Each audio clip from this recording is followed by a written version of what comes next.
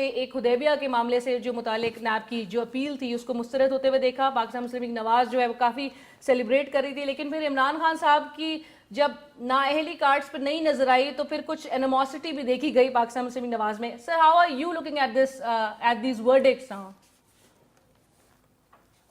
دیکھیں جی, ان ورڈکٹس کو دیکھنے کا میں ذاتی طور پہ سمجھتا ہوں کہ جو آج سپریم کورٹ آف پاکستان نے فیصلے دیے ہیں دو, دیٹ بیسکلی شوز کہ supreme court of Pakistan stands tall and is basically averse to any untoward incident, اور وہ کسی طرح بھی آپ سپریم کورٹ آف پاکستان کو یہ نہیں کہہ سکتے کہ وہ الٹیمیٹ آربیٹر جو ہے وہ بیسکلی نیوٹرل نہیں ہے. انہوں نے کیس کو فیکٹس کے مطابق اپنے فیکٹس کے اوپر اپنے تئیں انہوں نے اس کو اسرٹن کیا ہے. اسرٹن کرنے کے بعد جس کا جو فیصلہ اس کے اپنے فیکٹس پر بنتا تھا وہ دیا, starting from Panama and ending at Jahangir Tareen and Imran Khan case. Supreme court نے آج ایک بڑی لینڈ مارک ججمنٹ دی ہے.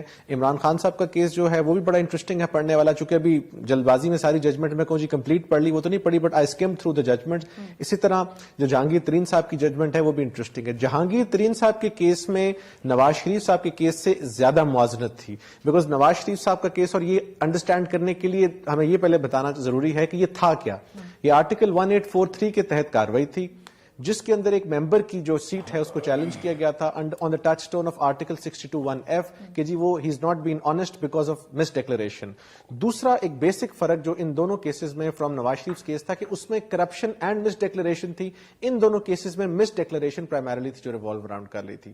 لیکن جہانگیر ترین صاحب کا کیس اور نواز شریف صاحب کے کیس کا جو سب سے کلوز موازنہ تھا, میاں محمد نواز شریف صاحب کا ویو بھی یہی تھا کہ مجھے جو سیلری تھی جو کہ انڈکلیئرڈ تھی, جو کہ اکروڈ سیلری تھی کورٹ نے ڈکلیئر کی, وہ مجھے نہیں پتا تھا کہ میں نے اس کو شو کرنا ہے.